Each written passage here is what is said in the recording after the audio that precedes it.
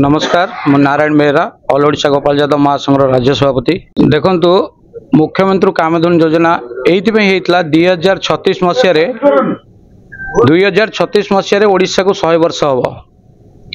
ये जो सरकार आशा को गोटे स्वतंत्र समृद्ध ओडिशा देखा चाहते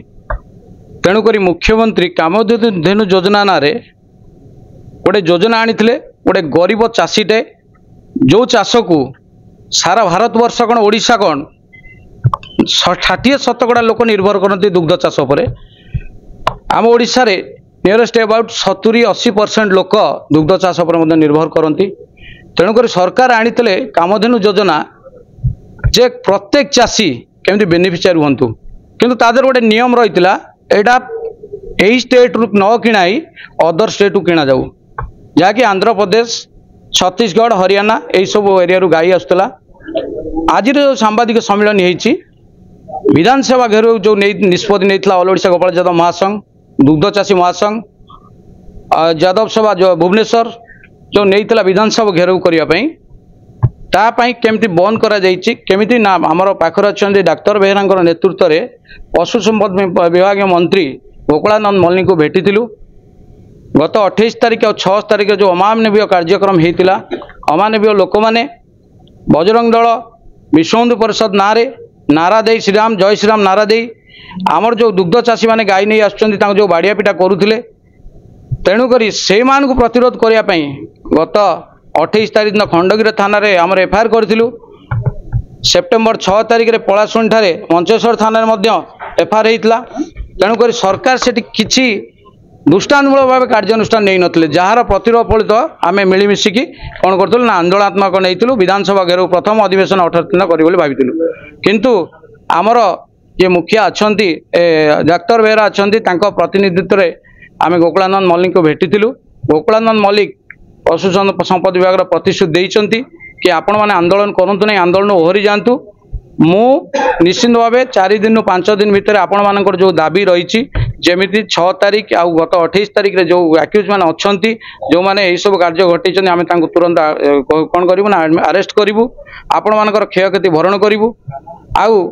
कामधेनु योजना भली जो योजना केमती सुपरिचालना हो से ध्यान देव। ऑल ओडिशा गोपाल यादव महासंघर सह संपादिका पल्लीश्री बेहरा मोर जो मो भाई मैंने आमर कामधेनु योजना बाहरी आम कामधेनु योजनार कारण कौन है आम पेट पोषिबू गाई आणबू पेट पोषिबू ना बाहर को दादन खटिया जीवनी ना मो सरकार कही बाहर को दादन खटिया जावाई मना कर कारण आम कामधेनु योजना जरिया आम गाई आनी मो देश मु चलिकी खटिकी मु मोर पैसा पाइबी मोर जो बजरंग दलीर ना नहीं मो भाई माने रक्षक ना भक्षक आमको आज बाटरे अटकाई बरमुंडारे मोर एबे बालियंतारे भी अटकाई थे बालियंता थाना पशिले मोर यही गोपाल भाई माने जाई उद्धार करथिले मोर पलाशुणी छकरे मोर भाई मानू समस्ते बाड़ौचंती मारुचंती ताहले आमे चलिबु केमिति आम गोपाल भाई आगु को जीव केमिति ताहले मो सरकार रो किछि नाही कामधेनु योजनार मूल्य किछि नाही ताहले सरकार मुख्य दाबी कौन आमर मुख्य दाबी अच्छी मो भाई मानू जो अगस्ट 28 तारिख में मरामरी करते मोर खंडगिरी थाना मो भाई मैंने देते तार किछि नाही मूल्य भाई मानकर किछि मूल्य रहिलानी तामाने मोर एतिकी सरकार निवेदन रहुची जे अरेस्ट करांतु आम कामधेनु योजनार गोपाल भाई मानू सुरक्षा दियंतु एवं रक्षा करंतु और मो भाई मानू सुरक्षा मोर एतिकी सरकार पाखे दाबी रहुची। मंत्री प्रतिश्रुति ओडिशा सरकार प्रतिश्रुति तेणु तांको कथा को आम सम्मान जनाऊँ जदि से तांको प्रतिश्रुति को रक्षा न करती ताहले यह निश्चित भाव आगामी काली जो मूल्य दबा पड़ो से केवल ओडिशा सरकार ही दायी रही। 28 तारिख खंडगिरी थाना एवं 6 तारिख दिन मंचेश्वर थाना अंचल जो घटना घटी ताकू प्रथम मु निंदा करुछि एवं ये दुईटी घटना तुरंत आसामी मान को गिरफ्त करने को आमे समस्त 5टी जाक संगठन दाबी करुचु। एवं द्वितीय कथा हूँ मानवर मंत्री जो प्रतिश्रुति देइचंती डीजी पुलिस को डाकी समस्त जिलार एसपी मान सहित ভিসি জরিয়ারে से कॉन्फ्रेंस करी उच्चस्तरीय मॉनिटरिंग कमिटी गठन करिवे जा फल मुख्यमंत्री कामधेनु योजना एक स्वागत योग्य योजना ओडिशा सरकार ता द्वारा ओडिशा रे दारिद्र्य दूरीकरण केतेकांशरे संभव हेबो बोली आमे मने करूछु। तेणु एहाकू